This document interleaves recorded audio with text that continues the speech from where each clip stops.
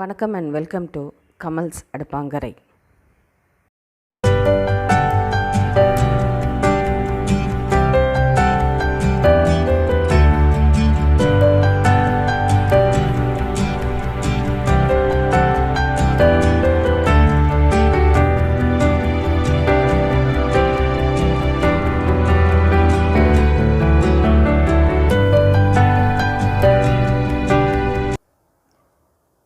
இன்றைக்கி நம்ம பார்க்க போகிறது எள்ளை வச்சு ஒரு ஹெல்த்தியான ஸ்நாக் பண்ண போகிறோம். இது எல்லாருக்குமே பிடிச்ச ஒரு ரெசிபியாக இருக்கும். எள்ளில் வந்து கால்சியம் சத்து அதிகமாக இருக்குது, ப்ரோட்டீன் சத்தும் அதிகமாக இருக்குது. பெண் குழந்தைங்களுக்கு அதிகமாக கொடுக்கக்கூடிய ஒரு உணவு. வளர குழந்தைங்களுக்கும் கொடுத்திங்கன்னா போனு எல்லாமே வளர குழந்தைங்களுக்கு கொடுத்திங்கன்னா போனுக்கு தேவையான சத்தான புரதச்சத்தும் இதில் அதிகமாக இருக்குது. ஸோ இப்போ இதில் நம்ம வெல்லமும் ஆட் பண்ண போகிறோம். இப்போ நான் கலருக்காக வந்து ஒரு கப் கருப்பு எல்லோ, ஒரு கப் அளவுக்கு வெள்ளை எல்லோ எடுத்திருக்கேன். ரெண்டுத்தில் ஏதாவது ஒரு வெரைட்டியாக பண்ணணும்னு நினச்சிங்கனாலும் பண்ணலாம். கலர் இது ரெண்டுமே ஆட் பண்ணும்போது நல்லா கலர் இருக்குன்றதுக்காக நான் ஒரு கப்பை நான் மாற்றி எடுத்திருக்கேன். இப்போ எந்த கப்பில் நீங்கள் மெஷர் பண்ணுறீங்களோ அதில் 3/4 கப் அளவுக்கு துருவின வெல்லமாக இருக்கட்டும். ஸோ இப்போ 2 கப்புன்றதுனால அதில் வந்து இந்த 2 கப்பில் 3/4 கப்பு எடுத்திருக்கேன். கூட ஆட் பண்ணுறதுக்கு வந்து ஒரு 2 டீஸ்பூன் ஏலக்காய் தூள், ஒரு சிட்டிக்கு அளவுக்கு உப்பு, 1 டீஸ்பூன் அளவுக்கு சுக்கு பவுடர் எடுத்திருக்கேன். இந்த பவுடர் வந்து ஆப்ஷனல் தான். உப்பு சுக்கு வந்து உங்களுக்கு ஆப்ஷனலாக ஆட் பண்ணிக்கலாம். உப்பு எதுக்கு நம்ம ஆட் பண்ணுறோன்னா, வெல்லம் சேர்க்குற எந்த பொருளாக இருந்தாலும் அந்த ஸ்வீட்டை இன்னும் அதிகரித்து கொடுக்கறதுக்கு, அந்த டேஸ்ட்டை என்ஹான்ஸ் பண்ணுறதுக்காக தான் உப்பு ஆட் பண்ணுறோம். ஏலக்காய் தூள் வாசனைக்காகவும், சுக்கு பவுடர் வந்து ஈஸி டைஜஷனுக்காகவும் நம்ம இதை யூஸ் பண்ணுறோம். இது எந்த நேரத்துலையுமே நம்ம சாப்பிடலாம். ஸோ சத்தான ஒரு ஸ்நாக்ஸை வந்து நம்ம வீட்டிலே செஞ்சு கொடுக்கலாம். எப்படின்றத பார்க்கலாம் வாங்க. ஒரு அடி கனமான வானலி எடுத்து சூடு பண்ணிக்கோங்க. அதில் நம்ம இந்த 2 கப்பு எள்ளையும் ஒன்றாவே போட்டு வறுத்து எடுத்துக்கலாம்.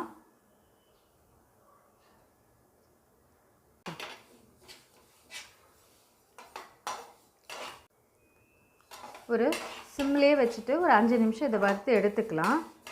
நல்ல வாசனை வரும். அந்த வாசனை வர டைமுக்கே வந்து நம்ம இதை இறக்கிக்கலாம். அதுதான் நமக்கு கணக்கு இதுக்கு. ப்ளஸ் எள்ளும் வந்து கொஞ்சம் படப்படன்னு வெடிக்க ஆரம்பிச்சிடும். ரொம்ப தீயவும் விட வேண்டாம். சிம்லேயே வச்சு வறுத்திங்கனாவே நல்லாயிருக்கும். எல்லா பக்கமும் கலரி விடுங்க, எல்லாம் ஈவனாக வறுபடுறதுக்காக.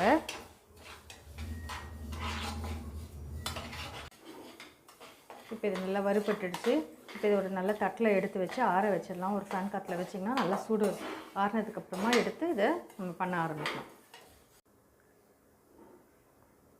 ஸோ இப்போ வந்து நல்லா இந்த மாதிரி தட்டில் போட்டு நல்லா ஆற விட்டுடுங்க ஃபேன் காற்றுல. சூடு ஆறின பிறகு நம்ம வந்து அதை செய்ய ஆரம்பிச்சிடலாம். இப்போ நம்ம எடுத்து வச்சுருக்க வெல்லத்தை இதில் ஆட் பண்ணிடலாம். எவ்வளோ வெல்லம் எடுத்து வச்சுருக்கீங்களோ அதிலே வந்து அந்த கப்லேயே 1/4 கப் அளவுக்கு தண்ணி எடுத்து நம்ம தண்ணி ஆட் பண்ணிக்கலாம். இப்போ இது நல்லா திக்காக ஒரு பாகு வரணும். அது வரைக்கும் நம்ம இந்த வெல்லத்தை கரைய விடுவோம்.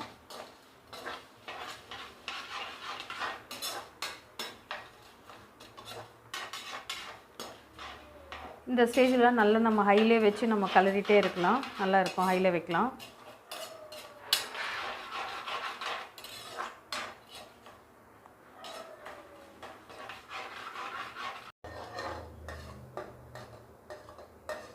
நல்லா இப்படி தண்ணி வற்றின உடனே நல்லா வந்து இந்த மாதிரி பொங்க ஆரம்பிக்கும். பெரிய பெரிய பபிள்ஸ் வரும். அதுக்கப்புறம் சின்ன சின்ன பபிள்ஸ் வரும்.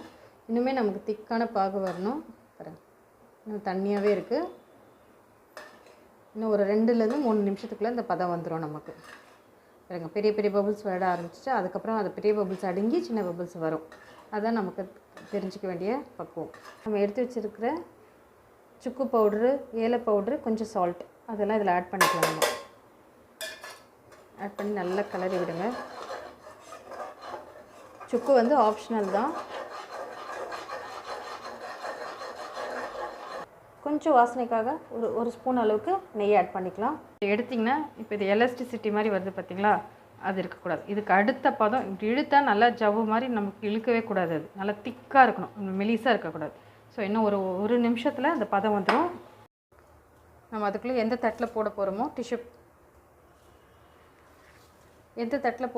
அந்த தட்டில் கொஞ்சம் கீயோ ஆயிலோ எடுத்து பண்ணிக்கோங்க. நான் வாசனைக்காக கீ இருக்கட்டும்ட்டு கீ போட்டிருக்கேன். கொஞ்சம் ஒட்டாமல் வர்றதுக்கு நமக்கு ஈஸியாக இருக்கும். அதே போல் இந்த நம்ம எந்த கட்டில் உருட்ட போகிறோமோ அந்த ரோல் பின்லேயும் வந்து கொஞ்சம் தடவிக்கோங்க நெய்யை. இதை எடுத்து இப்படி விட்டு பார்க்கலாம் நம்ம பதம்.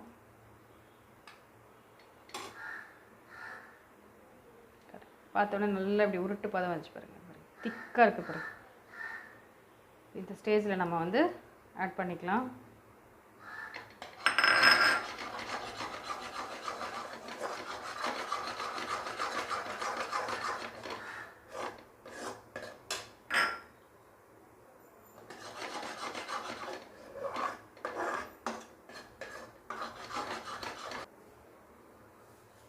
இப்போ இதில் நம்ம வறுத்து எடுத்து வச்சுருக்க ஆறின எள்ளு இதில் ஆட் பண்ணிடலாம்.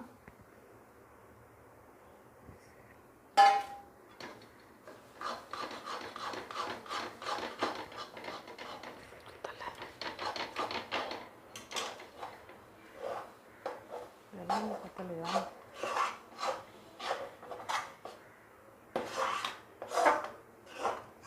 இது வெள்ளமே பத்தலை.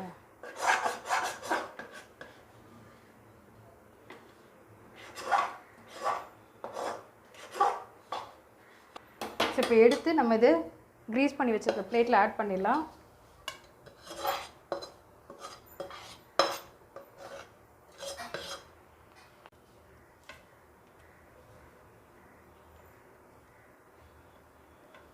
இதை நல்லா மெலிசாக விரட்டிக்கோங்க, அப்போ தான் நமக்கு கரெக்டான ஈவனாக இருக்கும் ஷேப்பு.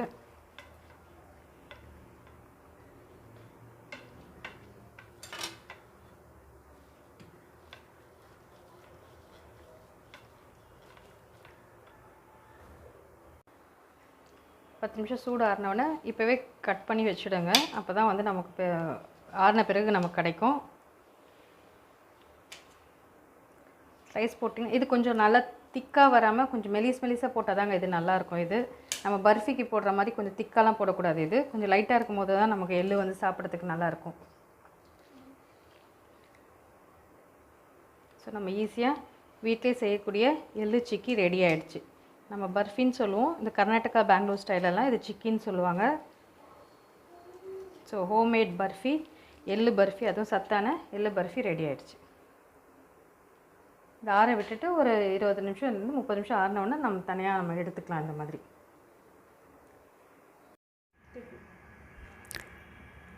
இந்த வீடியோ உங்களுக்கு பிடிச்சிருந்தா சப்ஸ்கிரைப் பண்ணுங்கள், கூடவே இருக்கிற பெல் ஐக்கான் பட்டனை கிளிக் பண்ணுங்கள். ஃபர்தர் நோட்டிஃபிகேஷன்ஸு உங்களுக்கு கண்டினியூ ஆகிறதுக்கு அது ஹெல்ப் ஆகும். உங்களுக்கு இந்த வீடியோ பிடிச்சிருந்தா லைக் பண்ணுங்கள், ஏதாவது கமெண்ட் பண்ணணுன்னு இருந்தால் கமெண்ட் செக்ஷனில் கமெண்ட் பண்ணுங்கள். இது யூஸ்ஃபுல்லான வீடியோவாக இருந்தால் உங்கள் ஃப்ரெண்ட்ஸ் ரிலேட்டிவ்ஸ்க்கு ஷேர் பண்ணுங்கள். மறக்காமல் சப்ஸ்கிரைப் பண்ணிவிடுங்க.